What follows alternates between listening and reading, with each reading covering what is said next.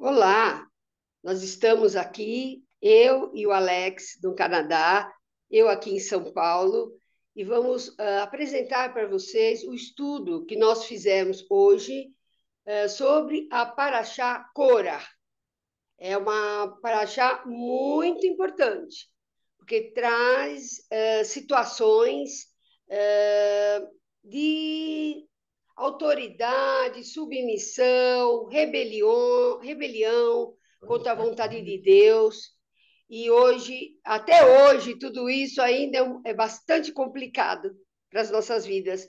Então, à luz da palavra, nós pretendemos trazer um pouco mais de esclarecimento em relação a esses assuntos tão delicados, né, Alex? É Se apresenta verdade, aí e fala um pouquinho mais Zilda. de você, querido. Shabbat Shalom a todo mundo. É sempre muito gostoso estar aqui com os espectadores do canal Israel no Caminho. A gente primeiro tem que agradecer a vocês, a audiência, o tempo que vocês estão investindo em ouvir um pouquinho do que Deus tem falado para a gente e tenho certeza Ele vai falar para vocês também. Zilda, você tem bastante coisa para falar pelo que eu vi, né? Temos. Então Essa paraxá começa. é extensa. Então, essa paraxá, ela está em Números 16:1 a 18:32, a Haftará, em 1 Samuel 11:14 a 12:22, a Brit Hadashá, em Romanos 13, do 1 ao 7, e os Salmos Terrilim 5. Então, eu gostaria de estar começando com o número 16:1, aonde se apresenta a rebelião de Corá, Datã e Abirão, e 250 líderes bem conhecidos na comunidade. Então, eles se organizam e se levantam, e o porta-voz de toda essa questão é Cora, né? E eles se ajuntam contra Moisés e Arão e lhes questiona, né? Dizendo: basta, a assembleia toda é santa, cada um deles é santo e o Senhor está no meio deles. Então, por que vocês se colocam acima da assembleia dos santos? Moisés, ele se prostra, põe o rosto em terra e teme, não é, por essa atitude, né, rebelde deles nesse questionamento, não é?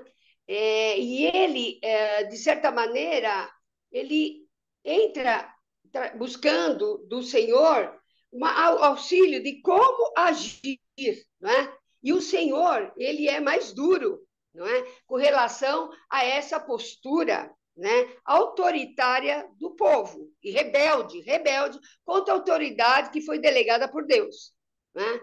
Mas, inclusive, Moisés, ele intercede porque a sentença de Deus é imediata, muito dura, né? Então, de certa maneira, Moisés, né, ele solicita que o Senhor dê uma estratégia, né, para que pudesse realmente ver como proceder, né, de uma maneira que eles viessem entender, né, o significado dessa atitude rebeldes, a possibilidade das consequências de tudo isso, e depois nós vamos ver, né, no transcorrer dessa paraxá, como Deus prova, não é, que é Arão o sacerdote.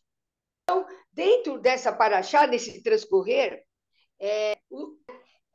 diz para Cora, que é o representante, o líder, né, dessa rebelião: agora ouçam, levitas, não lhe é suficiente que o Deus de Israel os tenha separado do restante da comunidade de Israel e os tenha trazido para junto de si, a fim de realizar o trabalho no tabernáculo do Senhor e para estarem preparados para servir a comunidade? Ele trouxe você e todos os seus irmãos levitas para junto dele. E agora vocês querem o sacerdócio? É contra o Senhor que vocês e todos os seus seguidores se ajuntaram. Quem é Arão para que se queixem contra ele. Então, Moisés mandou chamar Datã e Abirão, filhos de Eliabe, mas eles disseram: nós não iremos. Não lhe basta nos ter tirado de uma terra onde há leite e mel, com fartura, para matar-nos no deserto? E ainda quer se fazer chefe sobre nós?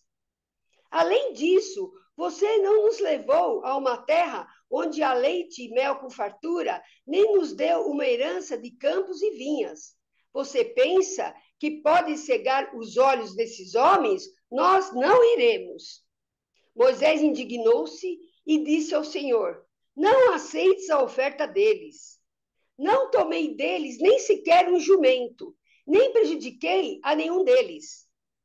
Versículo 16: Moisés diz a Corá: você e todos os seus seguidores terão que apresentar-se amanhã ao Senhor. Você, eles e Arão. Cada homem pegará um incensário, nele colocará incenso e o apresentará ao Senhor. Serão 250 incensários ao todo. Você e Arão também apresentarão os seus incensários. Assim, cada um deles pegou seu incensário, acendeu o incenso e se colocou com Moisés, com Arão, à entrada da tenda do encontro. Quando Corá reuniu todos os seus seguidores à entrada da tenda do encontro, incitou-os contra Moisés e Arão. A glória do Senhor apareceu a toda a comunidade. E o Senhor disse a Moisés e a Arão: afastem-se dessa comunidade para que eu acabe com eles imediatamente. Mas Moisés e Arão prostraram-se com o rosto em terra e disseram: ó Deus, Deus de todos, que a todos dá vida, ficarás tu irado contra toda a comunidade quando um só homem pecou? Então o Senhor disse a Moisés: diga à comunidade que se afaste das tendas de Corá, Datã e Abirão. Moisés levantou-se e foi para onde estavam Datã e Abirão. E as autoridades de Israel o seguiram. Ele advertiu a comunidade: afastem-se das tendas desses ímpios. Não toquem em nada do que pertence a eles, senão vocês serão eliminados por causa dos pecados deles. Gente, gente, é um negócio impressionante isso tudo que a Zilda começou a contar para a gente. Na verdade, o que estava sendo questionado não era nem sequer a autoridade de Moisés, era a autoridade de Deus, né? Porque Deus é que colocou Moisés, Deus é que colocou Arão no comando de tudo. E isso foi algo assim impressionante e que, gente, Deus não admite que eu, você ou qualquer outra pessoa questione a autoridade dele. A autoridade dele é absoluta, ele é soberano, ele é o nosso Deus, ele é o nosso rei. Tanto que aí o castigo veio imediatamente, né? O Moisés foi lá onde estavam Datã e Abirão, lá no versículo 25, se a gente for ver, e Deus falou para o povo que estava em volta, claro, todo mundo é curioso, quer ver o que está acontecendo. Ele falou assim: afastem-se das tendas desses ímpios, não toquem em nada do que pertence a eles, senão vocês serão eliminados por causa dos pecados deles. E Moisés falou assim: olha, só para não ter dúvida, eles vão morrer de um jeito totalmente diferente. E assim que Moisés acabou de dizer tudo isso, já no versículo 31, o chão debaixo deles fendeu-se, e a terra abriu a sua boca e os engoliu juntamente com suas famílias, com todos os seguidores de Corá e com todos os seus bens. Desceram vivos à sepultura com tudo que possuíam. A terra fechou-se sobre eles e pereceram, desaparecendo do meio da assembleia. Acabou quem estava questionando. Agora, não eram só eles que estavam questionando, né, Zilda? Quem estava questionando também eram aqueles Sim, 250 homens que ofereciam sim. incenso só os levitas, só os sacerdotes que poderiam oferecer incenso, e esses não tinham nada a ver com isso. Então, o que Deus fez? Deus desceu fogo sobre eles. Então veio o fogo da parte do Senhor e consumiu os 250 homens que ofereciam incenso. Gente, eu fico impressionado e estimulado ao mesmo tempo para nunca questionar a autoridade de Deus. E o povo se revoltou, achou que, olha, isso é terrível, olha só, Deus fez isso por causa de você. Não, Deus fez isso porque é soberano. E aí Deus ficou bravo com todo o povo, e Moisés falou para Arão, vai, porque o Deus vai consumir esse povo inteiro. Pega o seu incensário, vai no meio deles, e o Deus vai consumir esse povo inteiro. Arão fez isso e 14.700 pessoas, segundo o versículo 49, morreram por causa disso, por causa dessa praga que Deus mandou sobre eles. Gente, é assustador. Então, nunca questione, é um aviso, né? Zilda, você nunca Sim, questione o nosso Deus. Eu também não. E nenhuma dessas pessoas que estão ouvindo aí nunca questione o nosso eterno Deus. Ele é terrível, né? completamente É, soberano.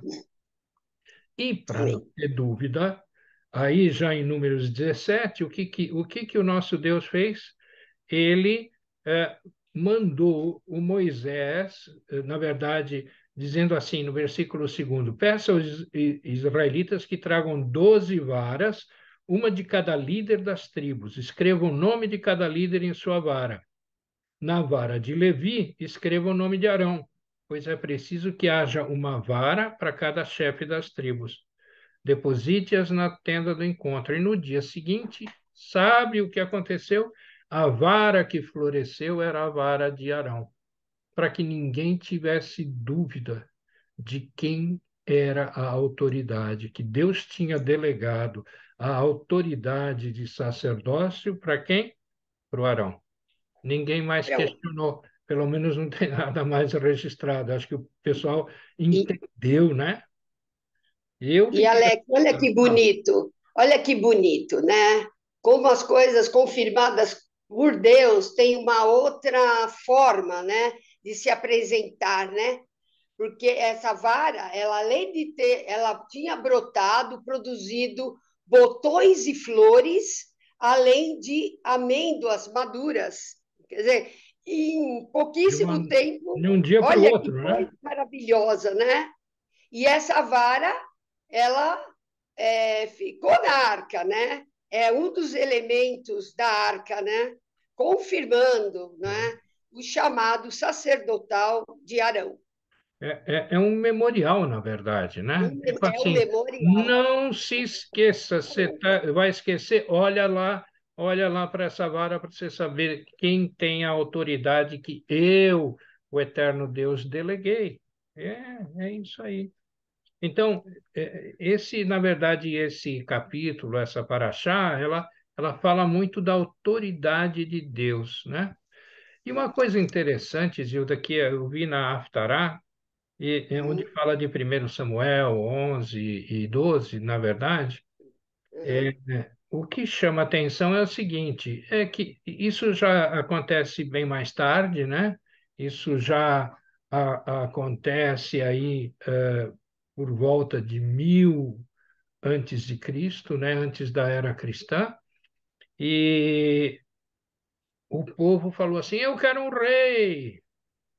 O povo não entendeu que o rei era o próprio eterno Deus. Eu quero um rei. Ficaram falando e falando, falando para o Samuel. E Deus falou: tá bom, você quer um rei? Vou dar um rei para vocês, né? É, lá em 1 Samuel 12, versículo 12, né? Quando, porém, vocês viram que Naás, rei dos Amonitas, estava avançando contra vocês, me disseram: não, escolha um rei para nós, embora o Senhor, o seu Deus, fosse o rei. O Deus que era o rei. Agora aqui está o rei que vocês escolheram. Estou dando para vocês.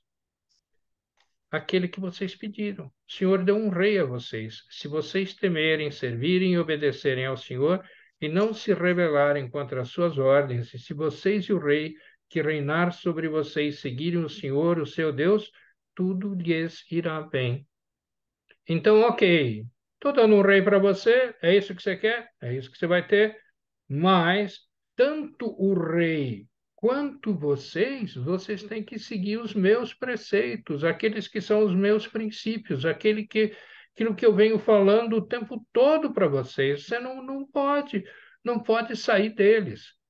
E hoje, Zilda, a gente vê tanto rei, tanto governante fazendo coisas absurdas, absurdas, completamente contra a lei de Deus. Fazem assassinato dizendo que é direito da mãe fazer isso. Onde já se viu isso? Em nenhum lugar na Bíblia isso existe. Não. Fazem eutanásia dizendo que a pessoa tem direito a decidir se quer morrer ou não. Gente, Deus está no controle de tudo. Como é que eu posso subverter a autoridade de Deus para fazer o que eu quero? Eu não posso fazer isso. Uma coisa interessante existe em Romanos 13, quando o apóstolo Paulo fala sobre a autoridade. Se você ler lá Romanos 13, do 1 ao 7, ele dá muita informação sobre autoridade. Só que o texto em grego original, ele é muito mais rico do que qualquer tradução que foi feita. Uma das coisas que se sabe é que isso foi escrito mais ou menos no ano 58, Anno Domini, né? Da era cristã, ano 58. E isso era sobre o reinado de Nero. Nero reinou de 54 a 68. A gente sempre ouviu falar muito mal do Nero. Só que documentos históricos trazem que a primeira fase do reinado de Nero, o povo gostava dele. O povo louvava o Nero, porque ele fazia coisas boas. Depois é que ele ficou meio cuco aí na história e ele ficou um déspota terrível, matando pessoas. Mas na época que o Paulo escreveu isso, o Paulo falou assim: obedeça à autoridade, porque a autoridade que estava lá em Roma era uma autoridade decente. Mas se a gente voltar lá naquele texto anterior, né, onde que é aqui? Se vocês temerem, servirem e obedecerem ao Senhor e não se rebelarem contra as suas ordens, e se vocês e o rei que reinar sobre vocês seguirem o Senhor, o seu Deus, tudo lhes irá bem. Só que tem muito rei hoje, muito primeiro-ministro, muito presidente, muito governante, que não segue nenhum princípio do Senhor. Isso é terrível. E a gente aqui fica assim, muita gente está preso nesse Romanos 13, dizendo, ai, tá bom, ele falou, eu tenho que fazer. Se ele mandar matar, eu vou matar. Se ele mandar afogar, eu vou afogar. É isso? Não é isso. Isso vai contra o princípio do Senhor. Isso vai contra o princípio. Isso não te assusta, não, Zilda? Eu fico assustado com É isso. assustador, né? Porque o que a gente tem que buscar é a palavra, a confirmação na palavra, né? As atitudes, né, desses governantes. Porque como fala em Terrilim, né, em Salmo 5, ele fala, Deus não é um Deus que tem prazer na injustiça. Contigo o mal não pode habitar, e que ele destrói os mentirosos, os assassinos e os traiçoeiros. O Senhor detesta. Então, e aqui nessa passagem, a gente vê que o Senhor não tem compromisso, né, com homens que não andam segundo a vontade dele e o conhecimento da própria palavra dele. Homens que tenham temor de Deus, né? Que temam perante as coisas que eles fazem e muitas vezes usa o nome de Deus. Né? Isso não pode ter um desfecho bom, agradável, né? Muito menos para esses governantes, e infelizmente o povo ele sofre, não é? Com esse tipo de governância, né? Embora a gente confirma mesmo em Romanos 13, de 1 a 7, que teríamos que ter submissão às autoridades, né? Há um peso espiritual, porque é o Senhor, né, que realmente delega a autoridade, né? Só que o ser humano tem desvirtuado as coisas, né? E trazido as pessoas embaixo de um jugo de opressão que não é do nosso Deus. Sim, Alex? Verdade, é isso mesmo. É isso mesmo, Zilda. E olha, eu vou te falar. Agora, você trouxe o Terrilim 5, né? O Salmo 5. Sim, Esse sim. Salmo 5 ele tem várias coisas, mas tem um versículo lá que esse versículo eu sou apaixonado por ele. Eu sou apaixonado por Deus, mas por esse versículo aqui, o versículo 3, ele diz assim: De manhã ouve, Senhor, o meu clamor. De manhã te apresento a minha oração e aguardo com esperança. Amém. Eu não sei se todo mundo de Tremendo. manhã conversa com Deus, faz uma oração, um agradecimento. Eu faço, eu tenho feito Eu passo. todos os dias. Eu não fazia, mas eu tenho feito todos os dias e Deus tem me abençoado de um jeito muito especial a mim, a minha família, por causa disso. Eu faço oração pedindo coisas por mim, por minha família, por os meus companheiros, pela Zilda, pelos outros companheiros desse, desse ministério, desse canal Israel no Caminho, desse canal Israel no Caminho. E eu tenho que dizer para vocês que eu tenho tido bênçãos e mais bênçãos do Eterno. De manhã ouve, Senhor, o meu clamor. De manhã te apresento a minha oração e aguardo com esperança. Podemos dizer, de manhã ouves, Adonai, o meu clamor. De manhã te apresento a minha oração e aguardo com esperança. Tipo assim, eu estou orando e eu fico na expectativa de que o nosso eterno Deus vai responder, ele vai conceder, ele vai dar, ele nos permitiu. Eh, Yeshua falou assim: fale com o Pai, com o Deus eterno e soberano. Fale com Ele, e peça de coração, e Ele te dará. Então eu estou apostando o meu cavalinho nesse cavalinho aí, tá Sim. certo? E Deus posso fazer uma deixa, complementação claro. ainda em Terrilim 5, no 11, ele fala 11 e 12, olha que importante, não é? Alegrem-se, porém, todos os que se refugiam em ti, cantem sempre de alegria, estende sobre eles a tua proteção, em ti exultem os que amam o teu nome. Pois tu, Senhor, abençoas o justo, o teu favor o protege como um escudo. Olha que maravilha, não é? É, Ele nos traz esperança, nos traz alegria, não é? Para vivermos diariamente sobre o escudo, a proteção dele, o favor dele, é a verdade. graça dele, a misericórdia dele. Deus é bom. Deus é bom. Isso a gente tem que, apesar de todas as mazelas nos quais a gente tem vivido e visto, não é? O nosso refúgio está no Senhor. É verdade. Amém? Amém, eu tenho certeza disso aqui, Zilda. É algo realmente que deixa a gente assim, cheio de esperança, né? Esperança de que Deus está nos ouvindo, Ele ouve, eu estou falando, Ele ouve. Mas tem uma palavrinha aí nesse versículo 12 que ele fala sobre o justo. E quem é o justo?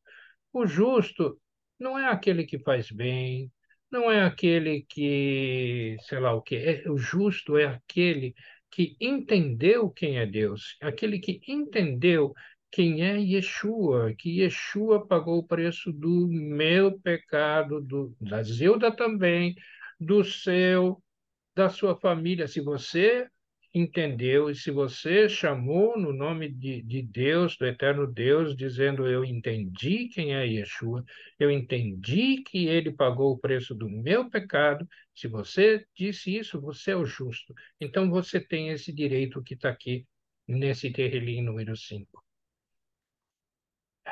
Então, Shabbat Shalom. Shabbat Shalom a todos vocês Shabbat e, Shalom. e Obrigada pela esperamos audiência. ver vocês no próximo. Obrigado pela tua parceria nesse estudo, não é?